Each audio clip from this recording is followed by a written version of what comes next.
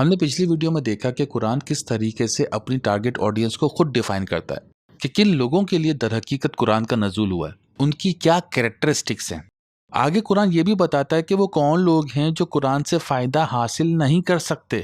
سورہ بقرہ کی 6 آیت میں اللہ تعالیٰ کہتا ہے ان الذین کفروا سواء علیہم انذرتہم ام لم تنذرہم لا یؤمنون، یعنی یقیناً جن لوگوں نے انکار کر دیا یا کفر کی راہ اختیار کی، ان کے لیے ڈرانا اور نہ ڈرانا ایک جیسا ہی ہے، کیونکہ وہ ایمان نہیں لائیں گے۔ دیکھیے، اسلام کی تعلیمات کا محور ہے کہ مرنے کے بعد اٹھنا ہے اور خدا کے سامنے پیش ہونا ہے۔ جو انسان مر کر اٹھنے سے انکار کر دے، اعمال کے بدلے جنت اور اعمال کے بدلے جہنم کو نہ مانے، وہ انسان ایمان کیسے لائے گا؟ اللہ پر ایمان لانے سے مراد یہ نہیں کہ آپ کسی خارجی خدا پر ایمان لے آئیں، یہ آدھا ایمان ہوتا ہے۔ قرآن کہتا ہے کہ یہ لوگ میرے خارجی وجود کو تو مانتے ہیں کہ میں خالق ہوں، میں ہی خدا ہوں۔ وہ کہتا ہے کہ اگر آپ ان سے پوچھیں گے کہ زمین و آسمان کس نے بنایا تو یہ کہہ دیں گے اللہ نے۔ زیادہ تر لوگ خدا کے وجود کو مانتے ہیں اور اس کی پرستش بھی کرتے ہیں، لیکن خدا کا وہ وجود جو ہر انسان کے اندر ہے، وہ وجود جو ہماری شہرک سے بھی قریب ہے، اس سے لوگ انکار کر دیتے ہیں۔ خدا کا یہ وہی وجود ہے جس کو آپ کہتے ہو میں۔ یہ میں کہنے والی ذات خدا کے روح پھونکنے سے ہمیں عطا ہوئی، لیکن یہ ذات ایک بیج کی شکل میں انڈیولپ فارم میں ملی۔ اس کی نشوونما کرنے کے لیے قرآن آیا ہے، اور اس کی نشوونما خدا کی صفات سے ہوتی ہے۔ خدا کے رنگ میں رنگنے سے انسان کی ذات اس کی خودی کی نشوونما ہوتی چلی جاتی ہے۔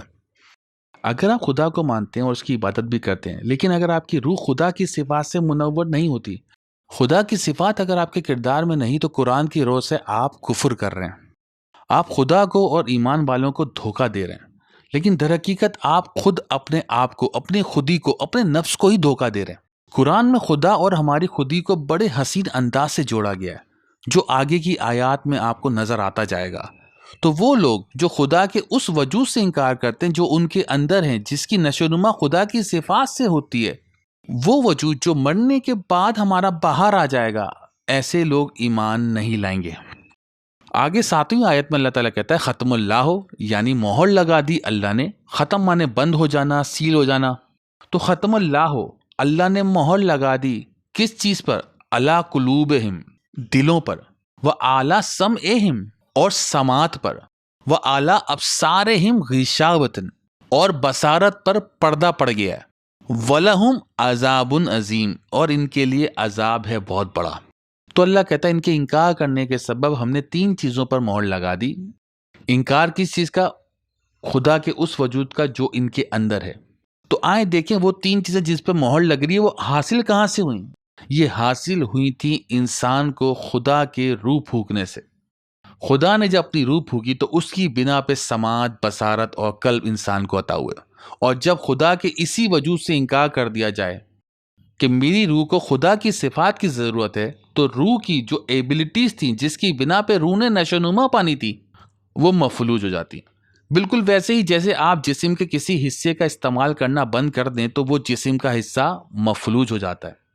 مطلب یہ نہیں ہوتا کہ سماعت، بصارت اور قلب ہوتا نہیں، مگر ان ٹولز کی بنا پہ روح کی نشوونما کرنی تھی۔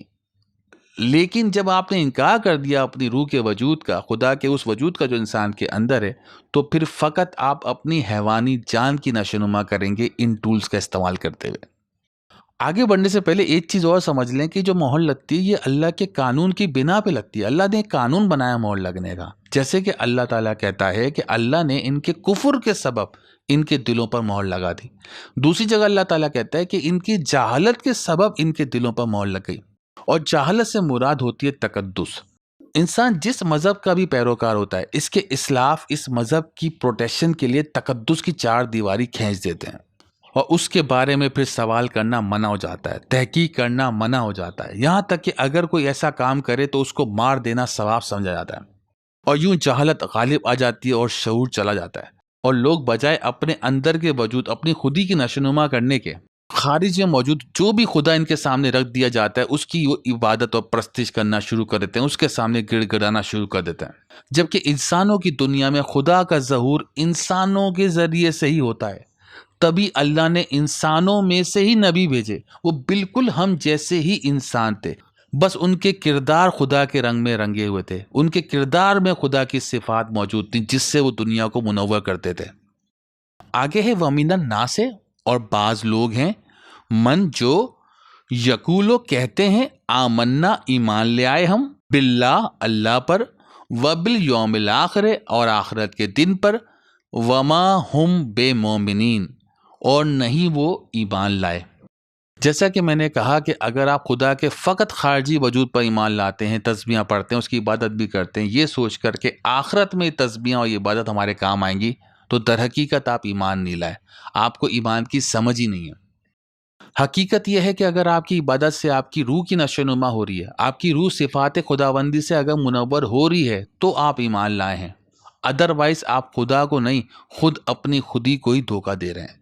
یہی بات اللہ اگلی آیت پہ کہتا ہے، یخادعون اللہ، یخادعون اس کا مادہ ہوتا ہے خین دال این، جس کے معنی ہوتے ہیں جو کچھ دل میں ہو اس کے برخلاف ظاہر کرنا، یعنی دھوکہ دینا۔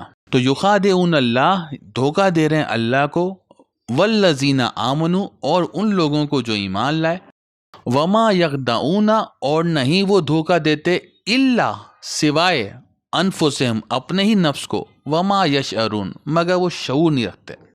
شعور کا مادہ ہوتا ہے شین عین رے، مطلب کسی چیز کو سمجھ لینا، جان لینا، معاملات کی باریکیوں کو جان لینا، حواس کے ذریعے کسی شے کا ادراک کرنا۔ شاعر کو شاعر اسی لیے کہتے ہیں کہ وہ اپنی ذہانت اور شعور سے ان معنی کا ادراک کر لیتا ہے جن کا ادراک عام لوگ نہیں کر سکتے۔ تو بیسیکلی یہ شعور ہی ہے جو آپ کی خودی کو خدا سے کنیکٹ کرتا ہے۔ خدا کے احکامات ماننے میں ہی ہماری خودی کی نشو نما ہوتی ہے، لیکن صرف وہ احکامات جو قرآن میں دیے ہیں۔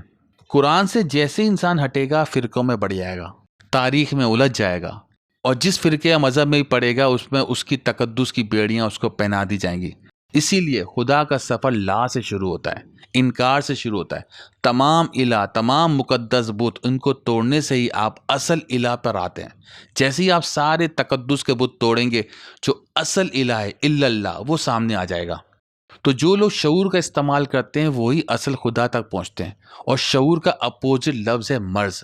آگے کی آیت میں آپ دیکھیں یہی بات اپوزٹ لفظ کے ساتھ کہی جا رہی ہے، فی قلوبہم مرض، ان کے دلوں میں بیماری ہے، فزادہم یعنی کہ زیادہ کر دینا، اللہ مرضا، اللہ نے ان کی بیماری کو زیادہ کر دیا، ولہم عذاب علیم اور ان کے لیے عذاب دردناک، بما کانوا یکسبون جو جھوٹ بولتے ہیں۔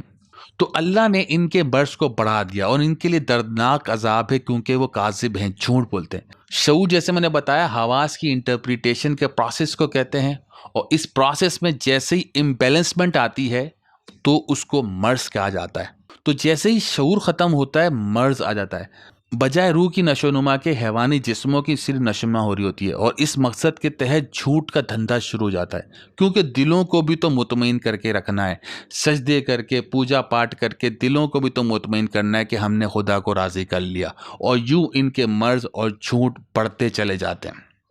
اگلی ویڈیو میں کوشش کریں گے سورہ بقرہ کی آیت نمبر 11 سے لے کر 15 تک کو ہم کور کریں۔ شکریہ۔